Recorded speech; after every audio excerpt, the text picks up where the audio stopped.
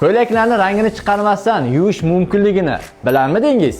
Soyir opa, boshladik. Keraklicha iliq suv quyib olamiz va limonni ikkiga bo'lib suvga siqib olib, yaxshilab aralashtirib olamiz. Parashok o'rniga shampun solib, yaxshilab qo'limiz bilan ko'pirtirib olamiz. Shampunli suv va limon aralashmasi rangli kiyimlarning rangini chiqib ketishini oldini oladi. Rangli ko'ylaklarni alohida solib, birozgina ivitib qo'yamiz. 5 minutes later. Ko'ylaklarni qattiq siqmasdan yaxshilab yengil yuvib olamiz.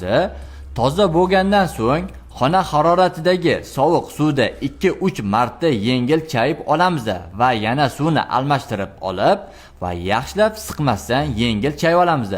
Ko'rib turibsizlarki, suvga rangi chiqmagan. Bu videoni ayollarga yuborib qo'ying. Keyingi safar kiyimlaringizni va ko'ylagingizni rangini chiqarmasdan yuvib berishadi. Yanada foydali ma'lumot olish uchun bizni profilimizga obuna bo'lib qo'ying.